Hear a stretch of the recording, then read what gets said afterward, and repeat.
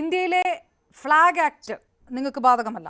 ദേശീയ ഭൂപടം തെറ്റായി പ്രചരിപ്പിക്കുന്നത് നിങ്ങൾക്ക് ബാധകമല്ല. രാജ്ഭവനിൽ നിന്ന് 1 മിനിറ്റ് ആദ്യം കൊടുക്കുക, 2ാമത്തെ മിനിറ്റ് പിന്നെ കൊടുക്കുക, അത് വിഷയമല്ല. കർഷകരെ വേദിയിൽ ഇരുത്താതെ പരിസ്ഥിതി ദിനത്തിൽ അതിന് അനുമതി നൽകാതിരിക്കുക, അത് ഒരു വിഷയമല്ല. ഇതൊന്നും വിഷയമല്ല. കാവിക്കൊടിയേന്തി സ്വാതന്ത്ര്യ സമര ചരിത്രകാലത്തേതല്ലാത്ത ഒരു ഭാരതാംബ ഉണ്ടാക്കി, അഖണ്ഡ ഭാരത ഭൂപടം ഉണ്ടാക്കി, അത് അംഗീകരിക്കാൻ കഴിയാത്തവരൊക്കെ നിങ്ങൾക്ക് ദേശവിരുദ്ധരാണ്. ഇതാണ് ആകത്തുക. അപർണ, ഫ്ലാഗ് ആക്ട് 2002 ആണ് വന്നിട്ടുള്ളത്. അതൊക്കെ മുൻപ് 1950 ഇത് ത്രിവർണ്ണ പതാക നിശ്ചയിക്കുന്നതിന് മുമ്പും അംഗീകരിക്കുന്നതിന് മുമ്പ്, അതിന്റെ കാര്യങ്ങൾ നിശ്ചയിക്കുന്നതിന് മുമ്പും 1925 അതൊക്കെ മുൻപും ഒക്കെ ഇവിടെ പതാകകൾ ഉണ്ടായിട്ടുണ്ട്. അതിൽ കാവ്യ പതാകകൾ ഉണ്ടായിട്ടുണ്ട്. നിങ്ങൾ ഇതിനെ ത്രിവർണ്ണ പതാകയെ കൊണ്ടുവന്ന് ഇതിലേക്ക് എങ്ങനെങ്കിലും കുത്തിക്കയറ്റി പ്രയാസം ഉണ്ടാക്കി പ്രതിസന്ധി ഉണ്ടാക്കാനുള്ള ശ്രമം നടത്തണ്ടെന്നേ. പിന്നെ രണ്ടാമത്തെ കാര്യം, ഞങ്ങൾ ഫ്ലാഗിനെ ഇപ്പോൾ ജീവിക്കുന്നത് NDA സർക്കാരിന്റെ ഭരണകാലത്താണല്ലോ, സിന്ധ് ഭരണകാലത്തൊന്നും അല്ലല്ലോ. ഈ പഴയ കാലത്ത് പോയി ഇതൊക്കെയാണ് ഇപ്പോഴും നടപ്പാക്കേണ്ടതും അംഗീകരിക്കേണ്ടതെന്നൊക്കെ പറയുന്നത് എന്തർത്ഥത്തിലാണ്? ഞാൻ നിങ്ങൾ ചോദിച്ച 4 ചോദ്യങ്ങൾ, ആ 4 ചോദ്യങ്ങൾക്ക് ഉത്തരം പറയേണ്ട ബാധ്യത എനിക്കുണ്ട്. അത് കഴിഞ്ഞതിന് ശേഷം കൂടെ ചോദിച്ചോ. ഒരു മോശമാണെന്ന് വിളിച്ചു വരുത്തിയിട്ട് ഇതിന്റെ ഇടയിൽ ഇങ്ങനെ കയറി നിങ്ങൾ സംസാരിക്കുമ്പോൾ, നിങ്ങളാണെങ്കിലും ഞാനാണെങ്കിലും നമ്മളൊരു കാര്യത്തിന്റെ കണ്ടിന്യൂറ്റി പോവില്ലേ? ഇത് കഴിഞ്ഞിട്ട് ചോദിച്ചാൽ പോലും സമയമുണ്ടല്ലോ, നമ്മൾ മറുപടി പറയാന്ന്. രണ്ടാമത്തെ കാര്യം നിങ്ങൾ ചോദിച്ചു, എന്താ രണ്ടാമത്തെ കാര്യം ചോദിച്ചാൽ ഞാൻ മറന്നത്. നിങ്ങൾ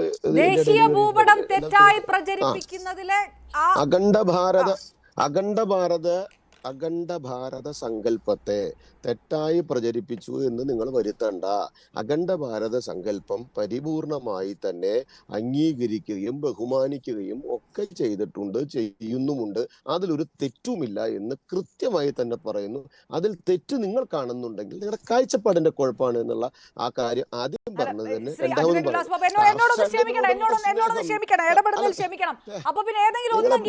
ചർച്ച നിങ്ങൾ ചർച്ച എനിക്ക് നിങ്ങൾ ക്ലിയർ ആവുന്നില്ല. നിങ്ങൾ ചോദിച്ച 4 ചോദ്യങ്ങൾക്ക് മറുപടി പറയാൻ പറഞ്ഞിട്ട് പിന്നെ അതിന്റെ ഇടയിൽ അഖണ്ഡ ഭാരത ശരി, എന്നാ നിങ്ങൾ മുഴുവൻ പറയും, അതിനുശേഷം ഞാൻ ചോദിക്കാം. എനിക്ക് അഖണ്ഡ ഭാരത വേണ്ടെന്നേ. അഡ്വക്കേറ്റ് ഉല്ലാസ് ബാബു, ഓക്കെ ശരി. അഡ്വക്കേറ്റ് മഞ്ചവളകൻ അദ്ദേഹം അഖണ്ഡ ഭാരത ഭൂപടവുമായിട്ട് ബന്ധപ്പെട്ട് അതാണ് അംഗീകരിക്കുന്നതെന്ന് പറയുന്നു. അതാണോ ദേശീയ ഭൂപടമാണോ അംഗീകരിക്കുന്നത്? ഏതെങ്കിലും ഒന്നാണല്ലോ അംഗീകരിക്കുക, രണ്ടും കൂടെ ഒരുമിച്ച് എങ്ങനെയാണ് അംഗീകരിക്കുക എന്ന് എനിക്ക് മനസ്സിലായില്ല. അദ്ദേഹത്തിന് അത് ഇഷ്ടപ്പെട്ടില്ല ആ ചോദിച്ചത്. അഡ്വക്കേറ്റ് മഞ്ചവളകം ജയൻ, ഇതിനകത്ത് CPM എടുത്തിരിക്കുന്ന നിലപാട്, അത് CPM തമ്മിൽ ഏതെങ്കിലും തരത്തിലുള്ള ഒരു അഭിപ്രായ വ്യത്യാസമില്ല, അല്ലെങ്കിൽ നിലപാടിൽ വ്യത്യാസമില്ല, ഇത് നേരത്തെ തന്നെ CPMന്റെ പ്രധാനപ്പെട്ട നേതാക്കന്മാർ വ്യക്തമാക്കിയതാണ് എന്ന് അഡ്വക്കേറ്റ് ശ്രീ A സമ്പത്ത് പറയുന്നു. അത് മുഖ്യമന്ത്രി പറയണം എന്നുള്ളതിന് ആ ഒരു നിർബന്ധ ബുദ്ധി കോൺഗ്രസ് കാണിക്കുന്നത് ഈ വിഷയം ലഘൂകരിക്കാൻ വേണ്ടിയിട്ടാണോ? പരിസ്ഥിതി ദിനാഘോഷം ആരിഫ് മുഹമ്മദ് ഖാന്റെ കാലത്തും നടന്നിട്ടുണ്ട് എന്ന് വ്യക്തമാക്കുകയും ചെയ്തു. ഒപ്പം ഈ വിമർശിക്കുന്ന കോൺഗ്രസ് പ്രതിപക്ഷ നേതാവ്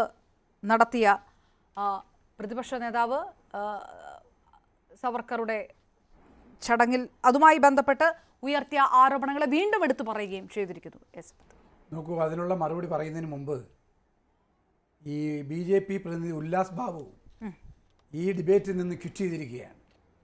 എന്താണ് അതിൻ്റെ അർത്ഥമെന്ന് ചോദിച്ചാൽ, ആങ്കർ ചോദിക്കുന്ന ചോദ്യം, അപർണ ചോദിക്കുന്ന ചോദ്യം ഉത്തരം പറയാൻ തയ്യാറല്ല.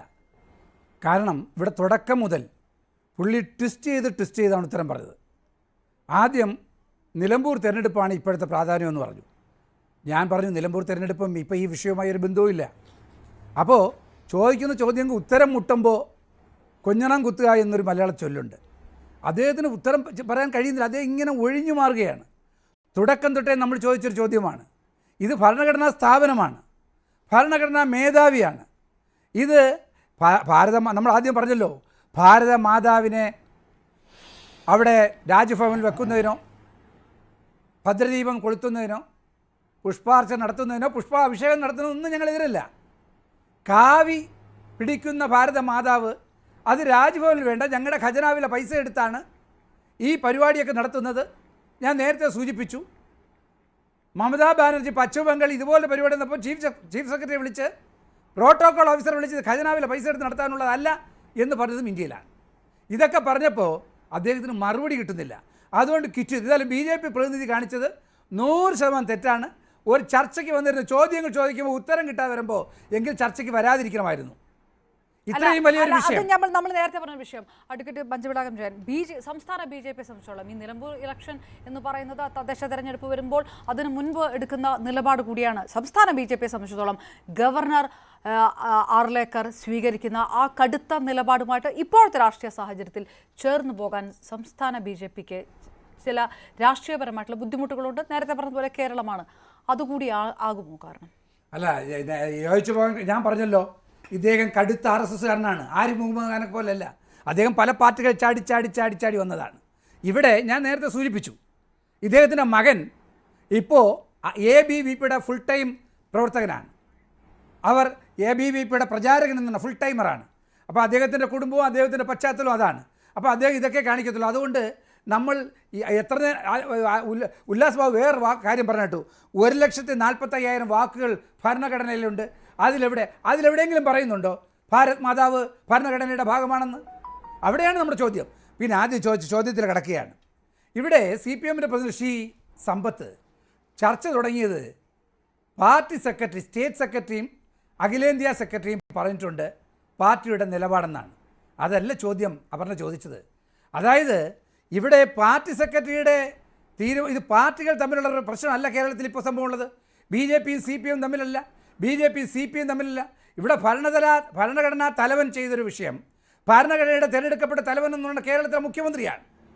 കേരളത്തിലെ മുഖ്യമന്ത്രി എല്ലാ ദിവസവും വേണ്ടി വരുമ്പോഴൊക്കെ വൈകുന്നേരം പത്രക്കാരെ വിളിച്ചു കൂട്ടി 1 മണിക്കൂർ സംസാരിച്ച് 10 മിനിറ്റ് സമയം പത്രക്കാർക്ക് കൊടുത്ത് സമയം തികഞ്ഞു എന്ന് പറഞ്ഞു പോകുന്ന മുഖ്യമന്ത്രി ഈ വിഷയത്തിൽ ഇതുവരെ മിണ്ടാട്ടമില്ല, അനങ്ങിയിട്ടില്ല.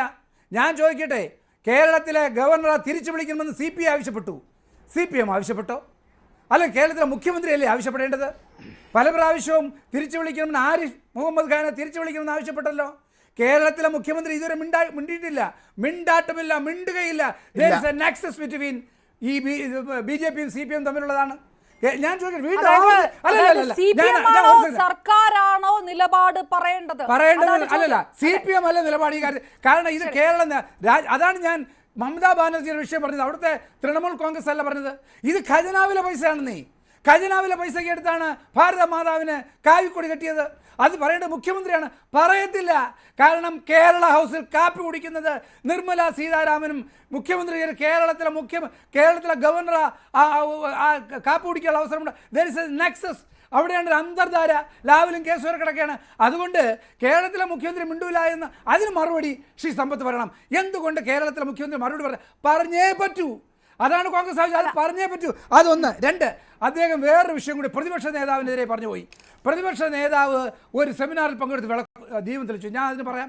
അതായത് അവിടെ ഒരു വിഷയമുണ്ട്, ഹിന്ദുത്വവാദവും കേരളവും എന്നതിനെ കുറിച്ച് സെമിനാർ നടത്തി. അവിടെ എല്ലാ പാർട്ടിക്കാർ CPMക്കാരെയും കോൺഗ്രസ്സുകാരെയും BJPക്കാരെല്ലാം പങ്കെടുപ്പിച്ചുകൊണ്ടാണ്.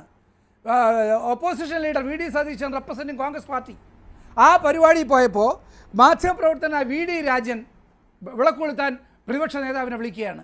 ഞാൻ ചോദിക്കട്ടെ, ഒരു സെമിനാറിന് പോകുമ്പോൾ കേരളത്തിലെ തിരഞ്ഞെടുക്കപ്പെട്ട പ്രതിപക്ഷ നേതാവ് ഞാൻ വിളക്ക് കൊളുത്തില്ല എന്ന് പറഞ്ഞ് തിരിഞ്ഞു പോയാൽ അതെന്തായിരിക്കും ഇവിടുത്തെ ചർച്ച? അദ്ദേഹം വിളക്ക് കൊളുത്തി. കാരണം എന്താ? വിളക്ക് കൊളുത്തിയത് അദ്ദേഹം പറഞ്ഞത് വിളക്ക് വെളിച്ചമാണ്, അതുകൊണ്ട് കൊളുത്തിയതാ. അല്ല, പരിപാടിക്ക് അവിടെ കുറിച്ച് RSSകാരെ കുറിച്ചോ അല്ലെങ്കിൽ സംഘപരിവാറിനെ കുറിച്ചോ സംസാരിക്കാൻ പോയതല്ല. അദ്ദേഹം പോയത് പാർട്ടി റെപ്രസെന്റ് ചെയ്യാൻ.